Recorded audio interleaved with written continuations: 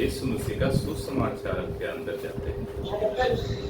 इतना दिन हमने देखा है यीशु मसीह का बपतिस्मा हुआ है, उसके बाद 40 दिन का प्रभु का उपवास के बारे में देखा है, उसके बाद शैतान का ओर से परीक्षा को देखा है। फिर से एक बार पिछले हफ्ता में हमने देखा था यरूशलेम से आया हुआ लेवी लोग और याजक लोग प्रभु के पास बड़े इंक्वायरी किया है, उस बातों को देखा था। आज हम यूहन्ना का सुसमाचार में पहले अध्याय में 35 से उसके लास्ट वचन तक क्या इधर बताया गया है, इस बातों को हम देखने वाला है। ठीक है, तो यूहन्ना का सुसमाचार को हम पढ़ने के समय एक बातों को मन में रख लेने का है। हम हमेशा हमारे मन में आने वाला बात क्या है ना, मत्ती पहले आया तो पहले किया हुआ काम सब वो लिखा रहेगा, नहीं तो मार्कुस लिखा रहेगा, कर बहुत सारे विचार आया रहेगा। हम ये बातों को समझ लेने का है। सुसमाचार का पुस्तक में मार्कुस पहले लिखा था। क्यों मत्ती के पहले रखा गया है करके बोलेगा तो यीशु मसीह का जो पीढ़ी का लिस्ट को बराबर तरीका से उन्होंने लिख के रखा है। तो पुराना करर और नया करर के बीच में एक ब्रिज के जैसे वो बात है, इसीलिए उन लोग मत्ती का सुसमाचार को पहले रखा है। ठीक, यूहन्ना का सुसमाचार यीशु मसीह का पहले 3 महीने का सेवकाई काम देते हैं। यीशु मसीह ने किया हुआ पहले अद्भुत काम भी यूहन्ना का सुसमाचार में है, लास्ट अद्भुत काम भी यूहन्ना का सुसमाचार की पुस्तक में है। पहले का सेवकाई कैसा है, पहले 3 महीने का सेवकाई देखना है तो हम यूहन्ना का सुसमाचार की पुस्तक में देख पाएंगे। ठीक है, तो यहाँ पर 35वें पहले अध्याय में 35वां वचन में हम पढ़ते हैं, दूसरे दिन करके यहाँ पर आता है। दूसरे दिन बोलेगा तो कौन सा दिन कर आप मन में लेने का है। मान लो यीशु मसीह 40 दिन उपवास कर वहां से गांव के अंदर आया। आने के दूसरा दिन 40 दिन का उपवास हुआ। जैसे उपवास खत्म हो गया था, इब्लिस ने तो शैतान आकर प्रभु का परीक्षा लिया है। परीक्षा लेकर उसके बाद प्रभु गांव में आया है। गांव में आने का दूसरा दिन, ठीक है, दूसरा दिन यूहन्ना और उसके 2 चेले लोग उधर खड़ा था। तब यीशु मसीह को देखते हुए वापस यूहन्ना बपतिस्मा देने वाला बताता है, देखो ये परमेश्वर का मेमना है। ठीक है, तो पहले भी यही बातों को उन्होंने किया था। 29 को हम पढ़ेंगे तो दूसरे दिन उसने यीशु को अपनी ओर आते हुए देखा। यीशु को अपने और आते हुए देखा। देखो यह परमेश्वर का मेमना है। ये परमेश्वर का मेमना है जो जगत के पापों को उठा लेने का है वो। ठीक है, तो वही बातों को वापस यहाँ पर बताता है। ऐसे बोलेंगे तो इधर क्या हो रहा है, यीशु मसीह का जो चेले है, नहीं यूहन्ना बपतिस्मा देने वाला का 2 चेले था, उन लोग यीशु मसीह के पीछे पीछे चलने लगा। वापस मैं बताता हूँ, यूहन्ना बपतिस्मा देने वाला खड़ा है, उनके साथ साथ 2 उनके चेले लोग, यूहन्ना बपतिस्मा देने वाला का चेले लोग खड़ा है। यीशु मसीह देखो ये परमेश्वर का मेमना है करके बोला, तो वो 2 चेले लोग यूहन्ना बपतिस्मा देने वाला को छोड़कर किसके पीछे आ गया है करके बोलेगा तो यीशु मसीह के पीछे हो लिया है। ठीक है, तो यहाँ पर एक अच्छा संदेश हमको मिलता है। वो क्या है करके हम देखेंगे तो एक व्यक्ति का प्रभु के पास आगे बढ़ाता है, अच्छी बात, प्रभु के मार्ग में हम लेकर आता है। जब उनको लेकर आने के बाद लास्ट तक वो मेरे पीछे रहने का है, मेरा चेला बनकर घूमने का है कर सोचने का नहीं, उसको एक अच्छा सेवक का नहीं तो एक पास्टर का काम यह है उनको प्रभु का चेले बनाना चाहिए। वापस मैं बताता हूँ, हम इतना सेवकाई में उधर जाता है, वो गांव में चलाते, ये गांव में चलाता है, ये सब मेरे चेले करके नहीं। ये यहाँ से इन लोगों को मेरे पीछे से रहकर उन लोग प्रभु के पीछे चलाना चाहिए। ये नहीं है उन लोग अच्छा बाइबल पढ़ने के लिए सीखना चाहिए, उन लोग खुद से प्रार्थना करने के लिए सिखाना चाहिए। और उन लोग हर किसी काम में किसी कुछ दिक्कत हो गया है, कुछ काम प्रभु से कुछ बीमारी हो गया है तो पास्टर को प्रार्थना करो, ये नहीं, वो लोग खुद प्रभु से प्रार्थना करके प्रभु के पीछे हो लेना चाहिए। ये बोलने के समय आप लोग में से कोई ये नहीं सोचने का है पास्टर को छोड़कर प्रभु के पीछे चला जाने का करके, तो बाइबल ये नहीं सिखाता है। बाइबल क्या सिखाता है कर बोलेंगे तो प्रभु के चेले बनना चाहिए, पास्टर का नहीं। ठीक है, यही बातों का हम बाइबल में देखेंगे तो इब्रानियों का पत्रिका में उसके 10वां अध्याय में हम देखेंगे तो 25वां वचन को पढ़ेंगे। इब्रानियों का पत्रिका में 10वां अध्याय में 25वां वचन। और एक दूसरे के साथ इकट्ठा होना, एक दूसरे के साथ इकट्ठा होना ना ना बोलो। तो ये यहाँ पर क्या, कलीसिया में इकट्ठा होना ना बोलो। तो हम देखते हैं पौलुस, पत्रुस और जो प्रभु के चेले लोग जितने भी था, प्रेरित लोग सेवकाई में गया था, वो लोग यरूशलेम में इकट्ठा होता था। यरूशलेम छोड़कर बाहर उधर इधर सेवकाई में जाएंगे, जाकर वापस आकर यरूशलेम में वहां पर रहने वाला मंडली को आपने रिपोर्ट करते थे। अब पौलुस के बारे में हम देखते हैं, वो 3 मिशनरी ट्रिप गया है, 3 मिशनरी ट्रिप पड़ेगा तो 3 बार बाहर जाकर सेवकाई में गया। एक बार जाएगा तो 2 साल 3 साल तक घूम के आएगा, उधर का सेवकाई खत्म होने के बाद सीधे वो किधर आएगा, यरूशलेम में आएगा। यरूशलेम में आकर वहां का प्रेरित लोगों का मंडली के बीच में आकर मैंने उधर जाकर क्या क्या किया है कर आकर बता कर गया। यानी पौलुस प्रभु का चेले था। यही बातों को मैं भी आप लोग को बताता हूँ। हम सेवकाई करना बड़ी बात नहीं, वहां पर यहाँ पर भागना बड़ी बात नहीं, हमारा लक्ष्य क्या रहना चाहिए बोलेगा तो मैंने किसी को प्रभु के पीछे लेकर आया तो मेरा मकसद क्या रहना चाहिए, वो मेरे पीछे ही जिंदगी भर रहना चाहिए करके उसको हम प्रभु का ओर से लेके आकर छोड़ना चाहिए। ये बातों को हम यहाँ पर अच्छी तरह से देखता है। तो यूहन्ना बपतिस्मा देने वाला भी क्यों जा रहा है रुको कर बोला नहीं, और ये 2 चेले लोग भी यूहन्ना बपतिस्मा देने वाला के पास जाकर परमिशन तक लिया नहीं, हम जाओ क्या करो। वो प्रभु का और हाथ उठाया है, यही परमेश्वर का मेमना है, वो लोग चुपचाप उनके पीछे चला गया, खत्म कर। तो हम हमारा सेवकाई में भी हम ऐसे रहेंगे ना तो प्रभु का नाम का महिमा होगा, प्रभु का राज बढ़ेगा। ठीक, तो यहाँ पर उन लोग क्या करते हैं 37 से पढ़ेंगे तो तब वे दोनों चेले उसकी यह सुनकर यीशु के पीछे चले जाने लगा। हाँ, 38 में यीशु ने मुड़कर उनको पीछे आते देखा और यीशु ने मुड़कर उनको पीछे आते देखा है और उससे कहा तुम किसकी खोज में हो। ठीक है, तो सेवकाई में आकर नहीं तो सेवकाई में आकर प्रभु यीशु मसीह ने बोला हुआ पहले शब्द है। ठीक है, तो यीशु मसीह बड़ा होने के बाद बपतिस्मा लेने के समय कौन मना करता है, यूहन्ना बपतिस्मा देने वाला मना करता है, तब अभी मुझे जगह दे दो करके उससे बोला है। उसके बाद शैतान से जो बात हुआ है वो वहां पर देखता है। वो सब जीत कर सेवकाई में आने के बाद प्रभु यीशु मसीह बताने वाला पहले सब तुम किसके खोज में हो। ठीक है, क्या खोज करते हैं। ठीक है, तो उन लोग बोलता है प्रभु आप कहाँ पर रहते हैं। पढ़ो आप आगे।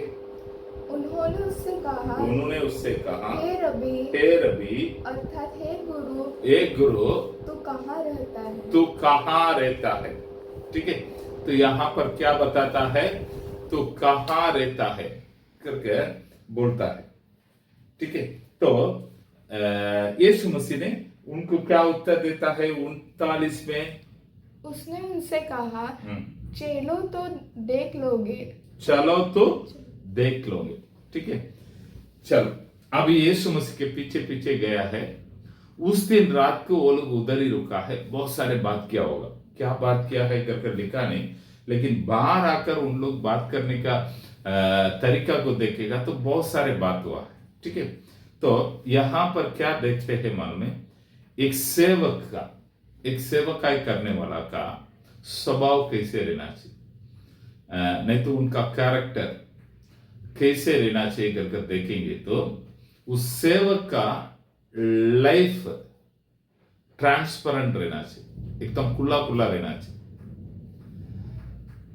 एक सेवक का प्रार्थना और उपवास गुप्त में रहना चाहिए। वापस मैं बताता हूं, एक सेवकाई करने वाला का जीवन सबके सामने ओपन बुक, खुला हुआ पुस्तक के जैसे रहना चाहिए। उसका जीवन उनके सामने खुला हुआ बुक जैसा रहना चाहिए, और उनका प्रार्थना और उपवास गुप्त में रहना चाहिए। एक्चुअली आज का दिनों में सबसे मोस्ट एडवर्टाइज्ड प्रोग्राम क्या है करके देखेगा तो उपवास प्रार्थना। नहीं तो आज के दिनों में हमारा सेवक लोग के बीच में, नहीं तो हमारा सेवकाई करने वाला लोगों के बीच में सबसे बहुत एडवर्टाइज करने वाला प्रोग्राम क्या रहेगा करके बोलेगा तो उपवास प्रार्थना। अगर उनके लिए 2 दिन नहीं तो 3 दिन किसी के उपवास करके प्रार्थना करेगा तो पूरा कलीसिया में बोलता है, मैं 3 दिन उपवास रखा हूं, मैं 3 दिन उपवास रखा हूं, मैं 3 दिन उपवास रखा हूं। ठीक है, उपवास रखना गलत नहीं, लेकिन उपवास के बारे में बाहर बताना गलत है। ठीक है, कलीसिया के लिए उपवास रखता है वो बात अलग, सबको आकर एनकरेज करता है, सब लोग आओ कलीसिया मिलकर हम उपवास करता है, वो बात अलग है। लेकिन पर्सनली व्यक्तिगत रूप में अगर एक पास्टर करने वाला उपवास प्रार्थना को अगर उन्होंने बाहर बताया तो मेरे हिसाब से उस उपवास प्रार्थना से कुछ लाभ नहीं है, कुछ लाभ नहीं है। हम बाइबल में पढ़ेंगे ना, क्या बाइबल क्या बताता है करके, मत्ती का सुसमाचार में आएगी, मत्ती के सुसमाचार में उसके 6वां अध्याय में 5 से पढ़िए। जब तुम प्रार्थना करो तो कपटियों के समान न हो, क्योंकि लोगों को दिखाने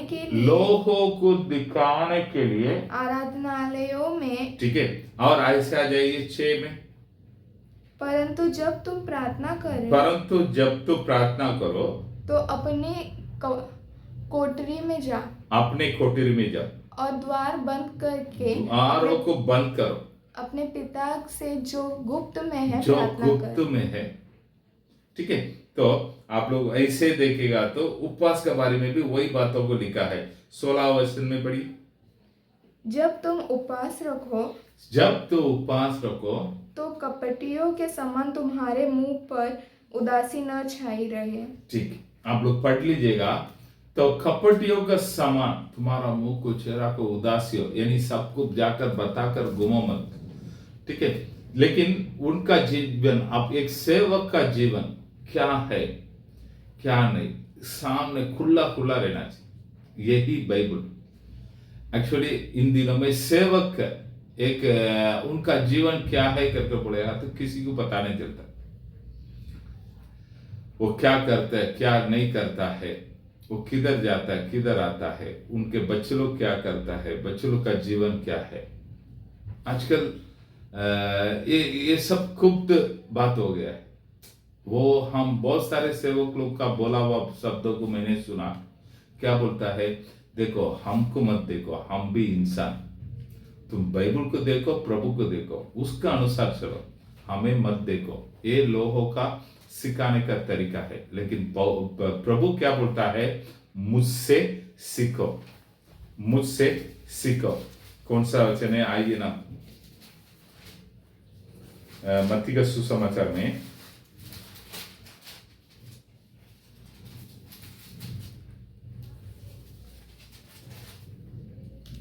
मत्ती का सुसमाचार में 12वां अध्याय में 11वां अध्याय में 29वां वचन,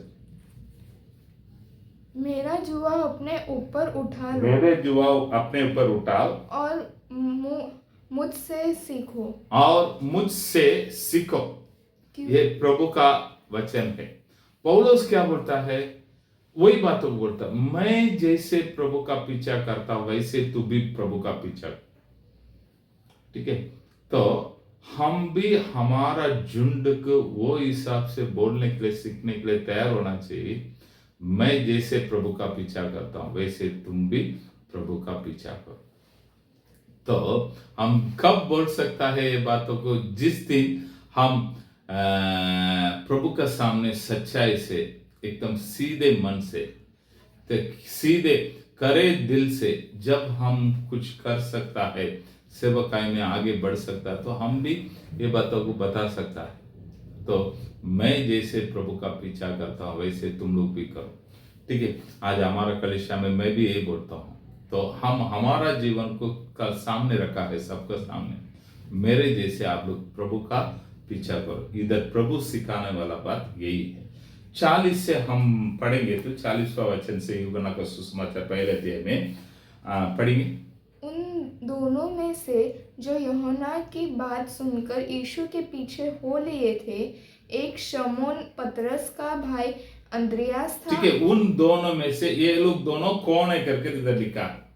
उन दोनों में से एक सिमोन पतरस का भाई अंद्रिया था। दूसरा कौन है उसका नाम नहीं लिखा है, लेकिन बाइबल स्कॉलर्स बोलने वाला बात क्या है, दूसरा ये बुक को लिखा हुआ यूहन्ना, प्रेरित यूहन्ना, नहीं तो प्रभु का चेले यूहन्ना।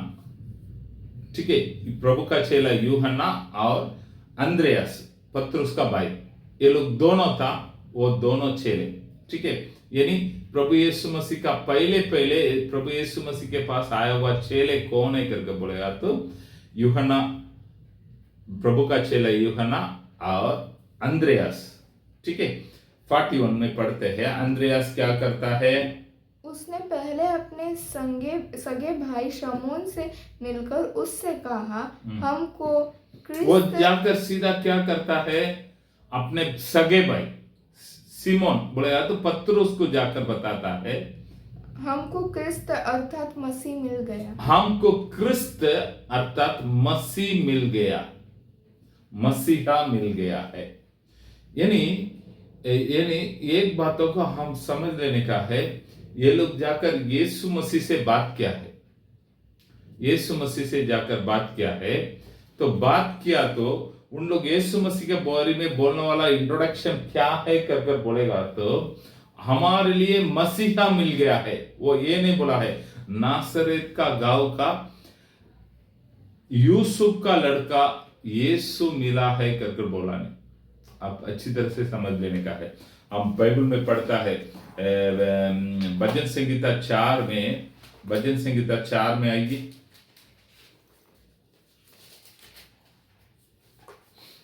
तीसरा वचन, यह जान लो कि यहोवा ने भक्त को अपने लिए यहोवा ने भक्त को अपने लिए चुन लिए।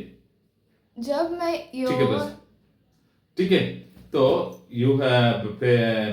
भजन संहिता 4 में 3 क्या बोलता है? परमेश्वर किसको अपने लिए चुन लेता है बोलेगा तो भक्त को, सच्चा भक्त को। ठीक है, तो आप ये समझ लीजिएगा यीशु मसीह के पास आज लोग कौन कौन आता है कर किस तरीका का, क्या खोज में लोग आता है कर बोलेगा तो कुछ लोग यीशु मसीह के बाद चमत्कार को ढूंढकर आता है।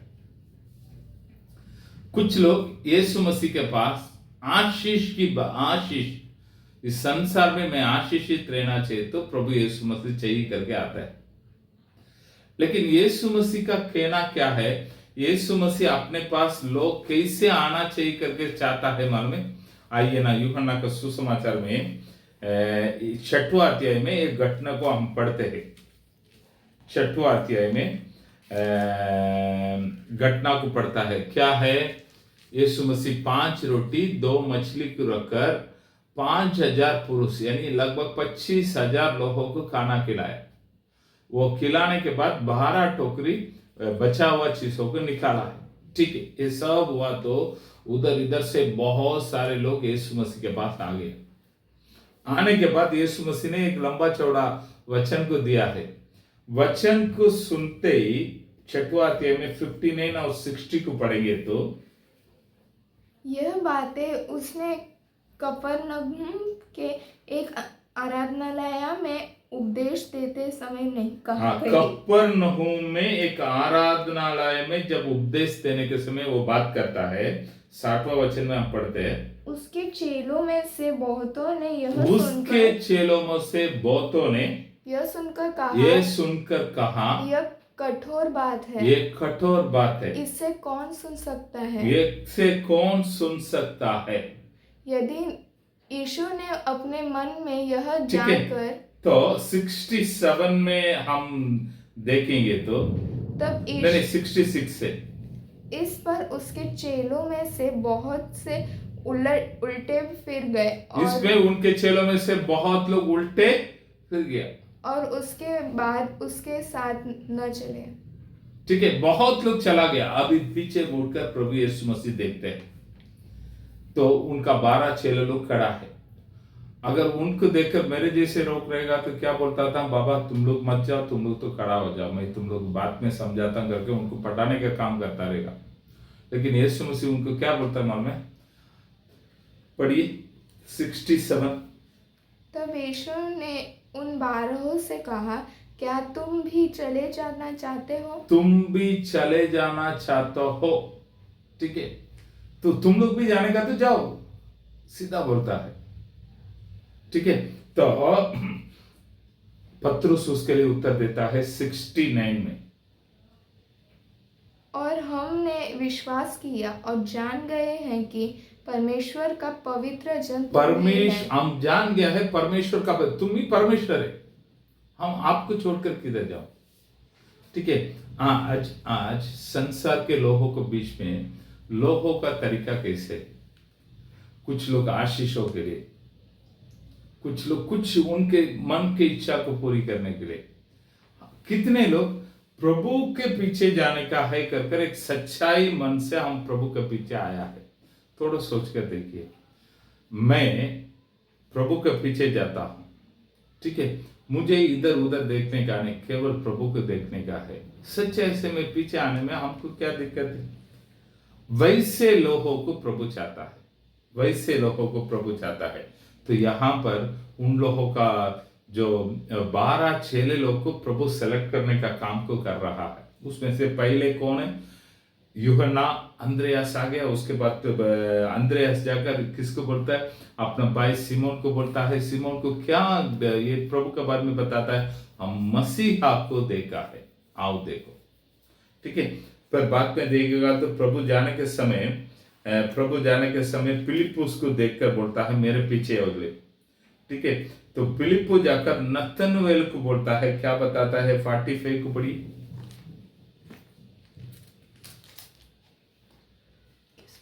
यूहन्ना का सुसमाचार पहले अध्याय में 45। फिलिप्पुस नतनियाल से मिला और उससे कहा, जिसका वर्णन मूसा ने व्यवस्था में और भविष्यद्वक्ताओं के द्वारा किया गया है, उनको देखा है कर नतनएल को जाकर बोलता है। ठीक है, बोलकर 46 पढ़ी। नतनिया ने उससे कहा, क्या कोई अच्छी वस्तु भी नासरत से निकल सकती है? फिलिप्पुस ने उससे कहा, चलकर देखो। ठीक है, चलकर देखो। ठीक है, तो फिलिप्पुस का प्रभु का इंट्रोडक्शन क्या है? जैसे अंद्रयास बोलता है वही शब्दों को बोलता है, जो व्यवस्था में मूसा के द्वारा बताया गया हुआ, भविष्यद्वक्ता लोगों को द्वारा बताया गया है, लिखा गया है, लोग व्यक्ति को हमने देखा, परमेश्वर को हमने देखा। ठीक है, तो हमारा सोच प्रभु के पास आकर आज हम कैसे है, थोड़ा हम हमारा नजरों में रखना चाहिए,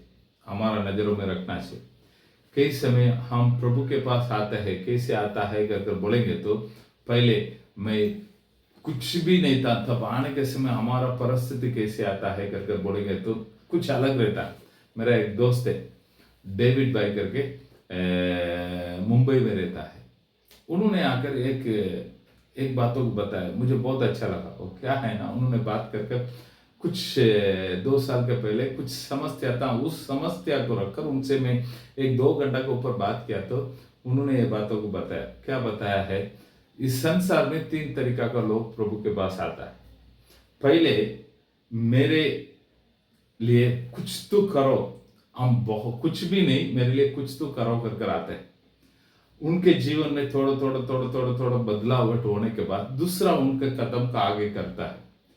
क्या करता है करके बोलेगा तो मेरे लिए ये चाहिए वो चाहिए, प्रभु इतना दिया आपको धन्यवाद, और ये चाहिए करके उनके कंफर्ट जोन के अंदर आता है। उनके लिए सब कुछ होने के बाद लास्ट में अपने मान मर्यादा के अंदर लोग चला जाता है। मेरा इज्जत मैं उसके लिए वो करूंगा, कुछ दान देने का रहेगा तो भी उन लोग क्या सोच कर देता है, मैंने ये दिया है, सबको पता रहना चाहिए। तो वो बाइबल क्या बताता है, जो दाहिने हाथ देता है उसको बाएं हाथ को भी पता नहीं रहना चाहिए। लेकिन इन लोग का कहना क्या हो जाता है, ये हमारा गांव के अंदर, हमारा सेवकाई के अंदर ये बात अभी तक आया नहीं। लेकिन हमारे गांव में आप लोग जाकर देखेगा तो 100 रुपया का ट्यूबलाइट लेके देगा तो भी उसमें भी अपना नाम को लिखने के लिए बोलता है। ठीक है, तो हम परमेश्वर को मेरा वो आशीषों के लिए, ये आशीषों के लिए, मेरे इज्जत के लिए, मेरा इच्छा के लिए कर नहीं, वो मेरा परमेश्वर है। मैं जिएगा तो भी उसके लिए, मरेगा तो भी उसके लिए। वही सच्चा परमेश्वर कर उस इच्छा का साथ प्रभु के पीछे आएंगे ना, हमारा जीवन में हम प्रभु के आशीषों को देखेंगे। अनंत काल के जीवन में हम प्रभु के साथ रहेंगे। वही ये आज हम कलीसिया में आकर बैठ गया है, आज आप लोग मेरा वचन को सुन लिया है, ये काफी कर मैं नहीं बोलूंगा। आज शायद आप लोग कोई लोग नहीं सुना है, अच्छा है, आज मेरा वचन को नहीं सुनेगा तो भी चलेगा। मैं ये भी चाहता हूँ मेरे कलीसिया में नहीं आएगा तो भी चलेगा, स्वर्ग में लोग आना चाहिए, वही सबसे बड़ी बात। तो हमारा लक्ष्य परमेश्वर ने दिया हुआ इस बाइबल के अनुसार मैं चलूंगा, ताकि मैं चलूंगा तो एक दिन प्रभु मुझे उनके साथ हमेशा के लिए रखेगा। ठीक है, तो यहाँ का लोगों का जो विचार क्या है, वो व्यवस्था में बताया गया परमेश्वर। ठीक है, तो आज हम सेवकाई में जाते हैं। मैं जो सेवकाई करता हूं, बाइबल ने ये बात बताया क्या, नहीं बताया। नहीं तो पास्टर किधर वचन देता है, वो वचन के अनुसार, बाइबल में परमेश्वर ने बताया हुआ वचन का अनुसार है या नहीं। नहीं तो अपने मन के कहानी को, नहीं तो अपनी इच्छा को पूरी करने के लिए, नहीं तो अपना वसूल करने के लिए वो वचन देते हैं क्या। ये बातों पे थोड़ा ध्यान रखना बहुत जरूरी है, क्योंकि हमारे लिए सबसे बड़े है ये वचन है। वचन में बताया हुआ परमेश्वर को हमारा कलीसिया के अंदर बताते हैं क्या, नहीं तो वचन में बताया हुआ परमेश्वर का पीछे मैं है क्या। ये बातों को हम कलीसिया के लोग, हमारे विश्वासी लोग ध्यान रखकर आगे बढ़ेंगे तो अच्छा रहे। ठीक है, यहाँ पर प्रभु के पास उनका बुलाहट, प्रभु यीशु मसीह अपने चेले लोग को देने वाला बुलाहट भी क्या है करके देखेगा तो 39 वचन को पढ़ेंगे। उसने उनसे कहा, चलो तो देख लोगे। चलो तो देख लोगे। तब ठीक है, 46 में फिलिपुस नतनाएल को देने वाला बुलाहट क्या है कर देखेंगे तो चलकर देख ले। चलकर देख लो, चलकर देख लो। वैसे यूहन्ना का सुसमाचार 4 में 29 को पढ़ेंगे तो वहां पर एक बुलाहट जा रहा है। कौन है? समरी स्त्री अपने गांव में रहने वाला लोगों को जाकर एक बुलाहट को देखता है प्रभु के पास आने के लिए। पढ़ो। आओ एक मनुष्य को देखो जिसने इस मनुष्य को देखो, जिसने सब कुछ। आकर देखो। ठीक है, चलकर देखो। ठीक है, प्रभु बोलने वाला बुलाहट पे आकर पहले आओ देख। एक चेले दूसरे को बुलाने के आकर पहले देख। और ये समरी स्त्री उद्धार पाई क्या नहीं पड़ेगा। यीशु मसीह के बीच में उनका कन्वर्सेशन हुआ है, जाकर बोलता आकर देखो ये कौन है। हम यीशु मसीह को बारे में लोगों को बताता है, बताने के समय हमारे बुलाहट कैसे रहता है थोड़ा सोच कर देखिए। हम कई लोगों को कैसे कैसे बुलाता है करके देखेंगे तो हम कलीसिया में लोगों को कैसे लेके आता है थोड़ा सोच कर। एक बीमारी व्यक्ति को हम बुलाने का तरीका क्या, आओ अच्छा हो रहा है क्या नहीं हो रहा देखो, चैलेंज के साथ हम बुला सकता है। तो वैसे हम बुलाएंगे ना, हमारा कलीसिया में तो बहुत लोग आए, हमारे लोग बुलाने का तरीका को बदलना चाहिए। ठीक है, जो प्रभु के पास आएगा उनको क्या मिलेगा कर प्रभु यीशु मसीह 50 और 51 में बताता है। ठीक है, प्रभु ने बुलाहट दिया है आकर देखो करके, उस बुलाहट को सुनकर आया हुआ लोगों को क्या मिलेगा करके प्रभु बताता है करके बोला। तो 50 और 51 यीशु ने उसको उत्तर दिया, यीशु ने उन लोगों को उत्तर दिया, मैंने जो तुमसे कहा कि मैंने तुझे अंजीर के पेड़ के तले देखा, क्या तू इसीलिए विश्वास करता है? तो इससे भी बड़े काम देखेगा, बड़े बड़े कामों को देखेगा। 51 फिर उसने कहा मैं तुमसे सच सच कहता हूँ कि तुम स्वर्ग को खुला हुआ परमेश्वर का स्वर्गदूतों को मनुष्य को पुत्रों से ऊपर जाना और ऊपर जाते देखोगे। ठीक है, तो क्या बताता है, तुम्हारे लिए स्वर्ग खोलेगा, परमेश्वर का पुत्र का ओर से स्वर्गदूत लोग ऊपर जाएंगे नीचे आएंगे। यानी क्या बताता है, प्रभु के आशीषों को परमेश्वर का पुत्र को द्वारा तुम देखेगा। यही बातों को किधर हम पढ़ते हैं करके बोलेगा तो उत्पत्ति 28वां अध्याय में 12 से 15 तक आप लोग पढ़ेंगे तो वहां पर यही बातों को लिख रखा है। क्या है तो याकूब अपने भाई को डरकर अपने मामा के पास भागता है। रात समय हो गया था, इसके लिए एक जगह पर एक पत्थर को रखकर मस्त सो रहा है। सोने के समय एक स्वप्न को देखता है, तो उन्होंने बैठा हुआ सिर रखा हुआ जगह से स्वर्ग तक एक सीढ़ी रखा गया, उसमें स्वर्गदूत लोग चढ़ता है उतरता है देखता है। सीढ़ी का दूसरा कोना, एक कोने थे इसमें सोया हुआ इसका सिर का जगह पर है, दूसरा है स्वर्ग में है, उस कोने में परमेश्वर बात कर रहा है उनसे, तेरे पापा को दिया हुआ आशीषों को मैं तुम्हारे लिए दूंगा। आप लोग पढ़ लीजिएगा उत्पत्ति 28वां अध्याय 12 से 15 तक, आप लोग बात में घर पे जाकर पढ़ लीजिएगा, उसमें ये बात लिख रखा।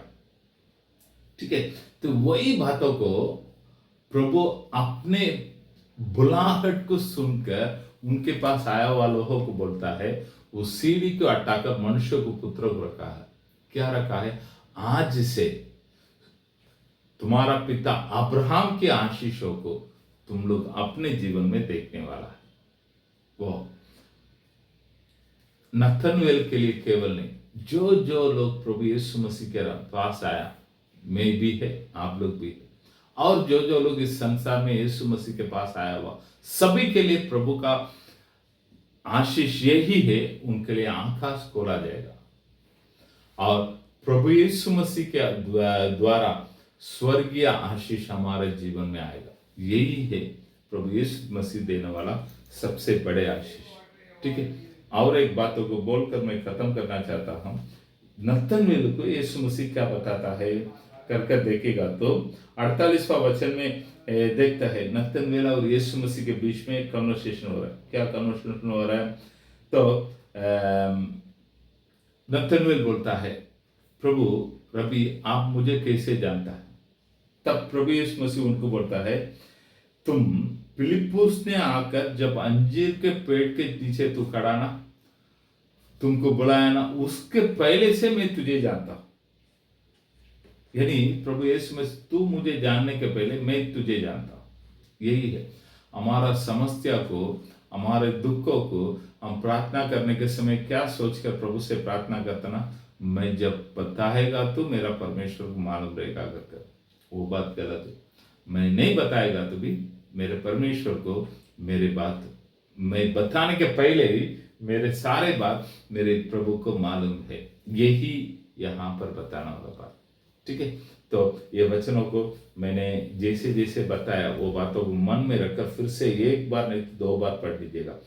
यूहन्ना का सुसमाचार पहले थे 35 में लेकर 51वां वचन में तक।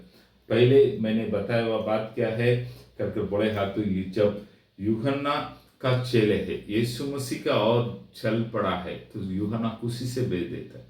तो ये बातों को मन में रख लीजिएगा। उसके बाद एक सेवक का जीवन कैसे रहना चाहिए, उनके उपवास और प्रार्थना गुप्त में रहना चाहिए और उनके जीवन सबके सामने ओपन बुक रहना चाहिए, नहीं तो खुला हुआ ट्रांसपेरेंट रहना चाहिए, ठीक है। और हम क्या देखते हैं यीशु मसीह को लोग कैसे पहचाना है, व्यवस्था में बताया हुआ प्रभु करके पहचाना गया, ठीक है। तो ऐसे एक बातों को आज सुना हुआ बातों को आप लोग घर पे जाकर पढ़कर देख लीजिएगा। प्रभु आपका आशीष करेगा। सबको जय मसीह।